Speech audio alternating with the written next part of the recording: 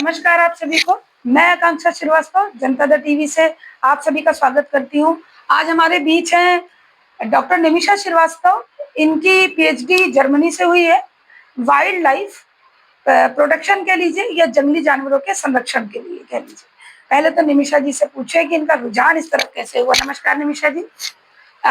बिल्कुल मैं ये जानना चाहूंगी कि ये जो दौर है जहाँ पे सब लोग कॉमर्शलाइज्ड अपना एक फ्यूचर चुनना चाह रहे हैं, वहां पर आप एकदम अभी यंग हैं और आपने फ्यूचर चुना जंगली जीवों के प्रोटेक्शन संरक्षण का, जिससे आप अपनी डॉक्टरी पूरी कर रही हैं। तो प्लीज हम लोगों को बताएं आपका रुझान कैसे हुआ इस तरफ। रुझान मेरा काफी इंटरेस्टिंग था। बचपन से ही ये जो न्यूज आती क्लाइमेट चेंज हो रहा है और फिर पेड़ कटते थे तो मुझे बहुत मैं बहुत रोती थी। मैं इतना रोती थी, मेरी आंखें सूज जाती थी। तो मेरे घर वालों को तो बचपन से ही पता था कि ये जंगल में ही जाने वाली है, तो ये था। पर थैंकफुली उसके बाद फिर मुझे इंडिया में एक wild life institute of India है, मिनिस्ट्री के अंडर ही आता है, तो वहाँ थैंकफुली मेरा एडमिशन हुआ। तो यानी कि आपने मास्टर्स जो है अपना वो इंडिया से जी वो बहुत मैं लकी हूँ कि मैंने इंडिया में किया, क्योंकि इंडिया के जंगल जैसा कुछ नहीं है। अच्छा, आप अपने पीएचडी के दौरान, जैसा कि हम लोगों को बताया था पहले कि आप अफ्रीका के जंगल, यूरोप के जंगल, जर्मनी के जंगल, आपने स्पेन में जंगल, आपने सभी जगह के जंगल देख रखे हैं। मैं कहूँगी कि हम लकी है या इंडिया ब्लेस्ड है कि हमारे पास इतने तरह के जंगली जीव है, इतने तरह के हैबिटेट्स जिनको कहते हैं, कि हमारे पास पहाड़ भी है, समंदर के जगह भी है, डेजर्ट भी है, प्लेटू वाले एरिया भी है। मतलब ये आपको अलग अलग कंट्रीज घूमना पड़ेगा। जैसे कहते भी है ना कि इंडिया घूम लिया तो आपने पूरा। तो बेसिक क्वेश्चन आता है कि जो आम जनता है, जैसे मैं अपने आप को आम जनता ही बोलूंगी, हम लोगों को जंगली जीवों के प्रोटेक्शन से क्या फर्क पड़ेगा? बिल्कुल फर्क पड़ता है। मतलब आज के टाइम पे हम ये मानते हैं कि पैसा सब कुछ है, मतलब और है भी, मतलब इस तरह से हमारा वर्ल्ड चलता है, इस तरह का स्ट्रक्चर है कि पैसे जरूरी है। लेकिन वो हम एक शॉर्ट टर्म देखते हैं। लॉन्ग टर्म में अगर आप अपने बच्चों का या उनके बच्चों का फ्यूचर देखते हैं, अभी तो मुझे लगता है हमारे ही बच्चों का, तो वो बहुत रिस्की हो रखा है इस टाइम पे, क्योंकि क्लाइमेट चेंज हो रहा है, ठीक है, लैंड यूज चेंज हो रहा है। मतलब आपके जो खेत थे वो अभी हर जगह फैक्ट्रीज आ रही है या घर बनते जा रहे हैं, तो कुछ हमारे पास नेचुरल स्पेसेस नहीं बचे हैं जहाँ पे पानी, साफ हवा, तो मतलब जो बेसिक नेसेसिटीज थी वो आज के टाइम पे कम होती जा रही। और हम मतलब आम जनता इस तरह से सोचती नहीं है, उनको लगता है कि आज रोटी कैसे आएगी, ये एक मेन होता है।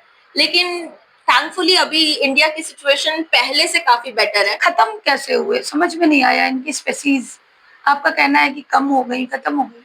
वो इसलिए क्योंकि काफी समय तक, जैसे जब इंडस्ट्रियल रिवॉल्यूशन यूरोप और इन सब जगह पे हुआ था, उस टाइम पे उन्होंने बहुत ही जल्दी, मतलब कैपिटलिस्टिक सोसाइटी जो हम कहते हैं कि बहुत जल्दी की पेड़ काटे, ये करा वो करा, तो उसमें हमारा ध्यान नहीं था कि जंगली जानवर धीरे धीरे कम हो रहे थे।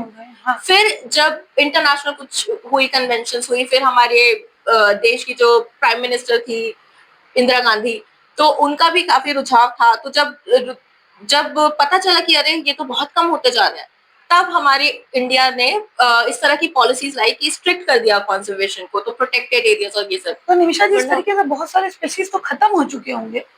अभी तक नहीं हुए हैं वो। मुझे लगता है कि अभी यूरोप को भी देखने के बाद मुझे लगता है कि हम इस तरह की है हम लोग की सोसाइटी, कि हम लोग जानवरों को मानते हैं, उनको इम्पोर्टेंस देते हैं एक। तो इससे पहले कि वो खत्म हो जाते, समय पे सब हो गया। कि आजकल के जो बच्चे हैं सब बीटेक, एमटेक, डॉक्टरी या एमबीए इन सब की रेस में लगे हुए हैं। आप क्या राय देंगी, क्या एडवाइस देंगी कि ये बच्चे इधर मूवमेंट करें, क्यों करें? क्या यहाँ पर रियल में कुछ इकोनॉमिकल ग्रोथ भी होगी? आपने न्यूज में आजकल सुना ही होगा कि इंडिया में इतने इंजीनियर्स हो गए हैं जितनी जॉब्स भी नहीं है उनके लिए। और वो बेसिकली इस वजह से, क्योंकि पेरेंट्स को भी यही गाइडेंस रहता है कि या इंजीनियर या डॉक्टर, इस तरह की मेंटालिटी है हमारे देश में। लेकिन अभी मतलब इस फील्ड में, क्योंकि climate change, sustainable development goals, इस तरह की चीजें आ गई है ना, और कंपनीज का ये एक होती है जरूरी कि वो इस तरह इन क्षेत्रों में भी करे योगदान, तो उस लिए वो कंसल्टेंट्स को हायर करते हैं। ओके। तो अभी क्या है कि उन जो कंसल्टेंट्स हैं उनका जरूरी नहीं है कि इकोलॉजी में बैकग्राउंड हो। जो इकोलॉजी आपको पढ़ाता है कि सिर्फ फूड चेन क्या है या कुछ डेफिनेशंस क्या है, वो नहीं, बट एज अ सिस्टम आपको बताता है कि क्या है, क्यों कोई चीज होनी चाहिए या नहीं होनी चाहिए, या किस तरह से होनी चाहिए। तो अगर आप वाइल्ड लाइफ साइंस को या इकोलॉजी को एज अ बैकग्राउंड लेते हैं, उसके बाद आप इन फील्ड्स में जाते हैं, तो आपका भी एक्सपर्टीज स्ट्रांग है और कंपनी को भी वो मिल रहा है, क्योंकि वो भी पैसे खर्च कर रहे हैं तो वो चाहते हैं कि कुछ आउटपुट हो। एक तो ये हो गया, और उसमें अच्छा पैसा भी है। दूसरा आप कर सकते हैं, आप एनजीओ के साथ जुड़ सकते हैं। अगर आपका बहुत रुझाव है कि आप सोसाइटी पे ऑन ग्राउंड कुछ करें, तो एनजीओ के साथ, नहीं तो आप रिसर्च भी कर सकते हैं जैसे मैं कर रही हूँ। उससे आप डायरेक्टली पॉलिसीज में गाइड कर सकते हैं गवर्नमेंट को कि क्या करना कि चाहिए। अब आपकी पीएचडी लगभग खत्म होने को है जैसा आपने बताया, जी। तो कंपेयर में आपने क्या पाया?